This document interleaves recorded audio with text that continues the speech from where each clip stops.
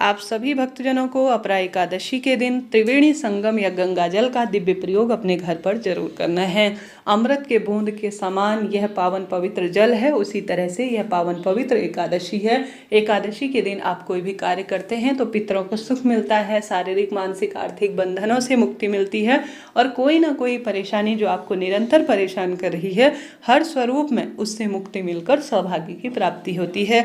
सबसे पहले एकादशी कब से कब तक है आइए जानते हैं। 23 मई 2025 को 1:12 से एकादशी दोपहर में शुरू होगी और 23 मई की रात 10:29 तक रहेगी। उदयाकालीन तिथि और पंचांग में जो बात लिखी गई है उस आधार पर 23 मई के दिन अपरा एकादशी का पावन पर्व दिन रहेगा।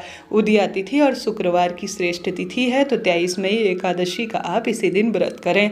व्रत नहीं भी कर पाते हैं तो जो वीडियो में कार्य बताए जा रहे हैं उन्हें कर लेते हैं तो भी अनंत गुना सुखों की आपको प्राप्ति होती है। अब 23 को आप व्रत करेंगे शुक्रवार को, तो शनिवार 24 मई को व्रत का पारण किया जाएगा। पारण का शुभ मुहूर्त सुबह 5:26 से 8:11 तक सुबह रहने वाला है। तो आप सभी चीज़ों को नोट करते हुए चलिएगा। आपके लिए मैंने स्क्रीन पर भी दिया हुआ है ताकि आपको कोई दिक्कत ना हो। पारण के दिन द्वादशी तिथि समाप्त होने का समय शाम 7:20 के आसपास रहने वाला है। पूरा दिन सबसे शुभ और श्रेष्ठ है। पंचांग में लिखा गया है अपरा एकादशी के दिन प्रीति योग का निर्माण हो रहा है। आयुष्मान योग, सर्वार्थ सिद्ध योग और अमृत सिद्धि योग का सुंदर संयोग है। तो इस दिन आप पूरे दिन भर में बस राहु काल को छोड़कर दान पुण्य उपाय नए कार्य की शुरुआत भगवान का ध्यान स्मरण कर लीजिएगा। तो पूरे दिन भर में कर सकते हैं, परंतु राहु काल का समय 9 बजे से लेकर 10:30 के आसपास तक रहने वाला है। ठीक है भक्तजनों, तो 23 तारीख को और 24 तारीख को आपको श्रेष्ठ स्वरूप में एकादशी और द्वादशी का लाभ प्राप्त करना है। सबसे पहले जल्दी उठें और दिव्य प्रयोग को करना शुरू करें। जैसा कि गुरुजी कहते हैं, अमावस्या हो या एकादशी का दिन हो, आपको तुलसी की लकड़ी नहाने के पानी में घुमा लेनी चाहिए। तुलसी की लकड़ी श्री नारायण को समर्पित है और सर्वश्रेष्ठ सुखों की अनुभूति में सहायक है। तो तुलसी की लकड़ी को ओम नमो भगवते वासुदेवाय महामंत्र का जाप करते हुए 5 बार या 7 बार नहाने की बाल्टी में आपको घुमा लेना है। 1 बूंद त्रिवेणी संगम का जल आपको अपने जल की बाल्टी में डालना है और भगवान का सुमिरन करते हुए और हर हर गंगे नमामि गंगे ऐसा मन ही मन उच्चारण करते हुए आपको स्नान करना है। इस महीने जल्दी उठकर स्नान किया जाता है और सौभाग्य की कामना श्री नारायण और महादेव से की जाती है। बिना व्रत के भी आप यह कार्य कर सकते हैं। इससे मन कर्म वाणी शुद्ध होती है, शारीरिक मानसिक आर्थिक बंधनों से मुक्ति मिलती है।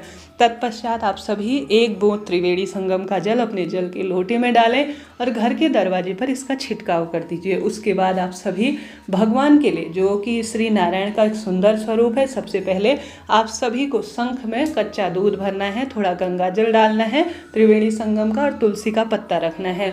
भगवान का ध्यान करते हुए ओम श्री विष्णवे नमः, ओम नमो भगवते वासुदेवाय ऐसी प्रार्थना करते हुए, लड्डू गोपाल स्वरूप है या श्री नारायण का कोई भी स्वरूप है उसका ध्यान करते हुए आपको जो है स्नान कराना है भगवान को। ऐसा करने से बहुत श्रेष्ठता परिणाम के रूप में मिलती है। थोड़ा त्रिवेणी संगम का जल अपने घर पर जरूर छिड़काव करें। ऐसा करने से भी भगवान जी हमारे घर पर वास करते हैं। उसके बाद अपने घर के दरवाजे पर 1 दीपक लगाएं, चाहे तो लंबी बत्ती का दीपक लगाएं क्योंकि माता लक्ष्मी का दिन है शुक्रवार। एकादशी और द्वादशी दोनों तिथि पर यह कार्य करें, चाहे तो गोल भी लगा सकते हैं श्री नारायण के समक्ष। एकादशी से पहले वीडियो बना रही हूँ तो तुलसी का पत्ता आप तोड़ कर रख लीजिए। कभी बासी नहीं होता, अपने फ्रिज में किसी मलमल के कपड़े में, किसी कॉटन के कपड़े में सुरक्षित रख लेते हैं डब्बे में, तो बहुत सुखद माना जाता है। एकादशी, अमावस्या, पूर्णिमा और जो विशेष तिथि होती है जिस दिन आपका व्रत हो उस दिन कभी भी तुलसी नहीं तोड़ी जाती। बस द्वादशी के दिन आपको तुलसी में जल चढ़ाना है और जो है दीप दोनों दिन लगाना है। इस बात का आप ध्यान करते हुए चलिएगा। उसके बाद आप सभी को ज़्यादा से ज़्यादा भगवान का सुमिरन करना है। अब इस दिन जैसे शुक्रवार का दिन है कमल गट्टा, जो कि माँ लक्ष्मी का एक स्वरूप माना जाता है। कमल के पुष्प का बीज कमल गट्टा कहलाता है। एकादशी और द्वादशी तिथि को आपको लेना है 1 जल का लोटा। मेरे घर पर पैसा कभी गलत जगह खर्च ना हो ऐसी प्रार्थना करते हुए, मेरे पितरों को सुख मिले ऐसी प्रार्थना करते हुए जल के लोटे में गंगा जल डालकर कमल गट्टा डालकर आपको शिवलिंग पर भली भांति से शिवलिंग पर जो है चढ़ाना है, ऐसी मान्यता है।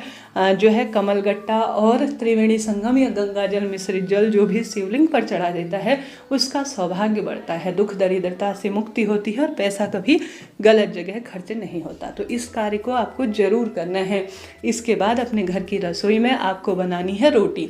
सोमक पितृ की जय का उच्चारण करते हुए, सोमक पितृ की जय, श्री शिवाय नमस्तुभ्यम कहते हुए आप सभी जो है रोटी बनाइए। रोटी के 2 टुकड़े करिए, उसमें मीठा रखिए, थोड़ा सा 1 चुटकी हल्दी और थोड़ा काला तिल रखकर सोमक पितृ की जय, सोमक पितृ की जय और विशेष तौर पर स्वधा माता की जय कहते हुए गौ माता को एकादशी, द्वादशी और त्रयोदशी तीनों तिथि पर रोटी जरूर खिलानी चाहिए। ऐसा करने से भी दुर्भाग्य दूर होता है और सौभाग्य में एक अलग ही तरह की वृद्धि होती है। तो इस कार्य को भी आपको जरूर करना है। इसके बाद आप सभी को विशेष तौर पर अपने घर की रसोई में एक लंबी बत्ती का दीपक, पितरों को जो मैं कार्य कर रही हूँ उसका थोड़ा सा अंश प्राप्त हो, अधोगति में है तो उन्हें मुक्ति मिले और उनका तारण हो और मेरे परिवार में सुख समृद्धि का वास हो, ऐसी प्रार्थना करते हुए घर के दरवाजे पर तो दीप लगाएंगे ही, साथ ही माँ अन्नपूर्णा का ध्यान करते हुए घर की रसोई में भी आप 1 चुटकी काला तिल डालकर जरूर दीप दान करें। ऐसा करने से भी सौभाग्य बढ़ता है। बच्चों के और सभी को यह कार्य बताएं कि आज एकादशी है, आज गंगा जल त्रिवेणी संगम जल की बहुत महत्वता है। सभी के जो है नहाने के पानी में आप आवश्यक रूप से गंगा जल की 1 बूंद और त्रिवेणी संगम का स्मरण करते हुए त्रिवेणी संगम का जल जो भी आपके पास है कहने का अर्थ है, और साथ के साथ आपको आवश्यक रूप से नहाने के पानी में तुलसी की लकड़ी को बच्चों के भी घुमाना है ताकि उन्हें सनातन धर्म के बारे में पता चले और वह सुख प्राप्त करें। इसके बाद भगवान का ध्यान स्मरण, आप ज़्यादा से ज़्यादा मंत्र जाप करते हुए, भगवान का सुमिरन करते हुए अपने कर्तव्यों का निर्वाह करें और जाप करें, ज़्यादा से ज़्यादा मंत्र जाप करें। केले वृक्ष की जड़ में आप आवश्यक रूप से जल का लोटा, पीपल वृक्ष की जड़ में आवश्यक रूप से जल का लोटा, थोड़ा सा उसमें कच्चा दूध और त्रिवेणी संगम का जल, काला तिल और 1 चुटकी हल्दी डालकर, एक तो जो है तुलसी में तो जल नहीं चढ़ाते, एक केले वृक्ष के नीचे और एक आवश्यक रूप से पीपल वृक्ष की जड़ में, इन दोनों वृक्षों की जड़ में आपको दीपदान जरूर करना है। ऐसा करने से भी सौभाग्य बढ़ता है, दुख दरिद्रता का अंत होता है, कष्ट कर्ज अपने आप ही कट जाता है। तो इस कार्य को भी आपको जरूर करना है।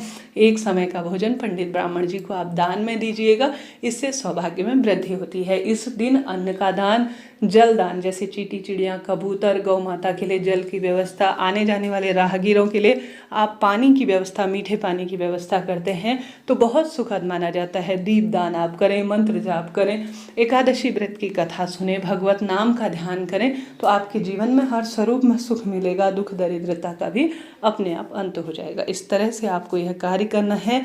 भगवान जी की कृपा से त्रिवेणी संगम का जो जल है वह आपके कष्टों का निवारण करेगा। थोड़ा सा गंगा जल आप सभी को पितरों का ध्यान करते हुए और भगवान जी के नाम मंत्र का ध्यान करते हुए, कुंदकेश्वर महादेव का ध्यान करते हुए ग्रहण भी करना चाहिए। ऐसा करने से भी मन कर्म वाणी से जो भूल चूक हुई है उससे मुक्ति मिलती है और सौभाग्य निरंतर बढ़ता चला जाता है। तो इस तरह से आप कार्य करें, लाभ मिलेगा। हार रहे हैं, दुख पा रहे हैं, कष्ट कर्ज में आपका जीवन है तो इन कार्यों से निश्चित रूप से परिवार में गति प्राप्त होती है, कार्य में बल मिलता है और सौभाग्य में वृद्धि होती है।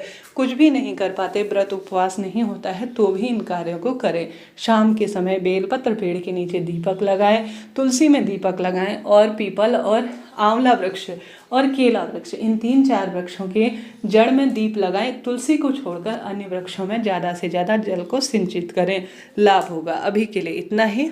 आशा है, उम्मीद है वीडियो आपके लिए उपयोगी रहा होगा।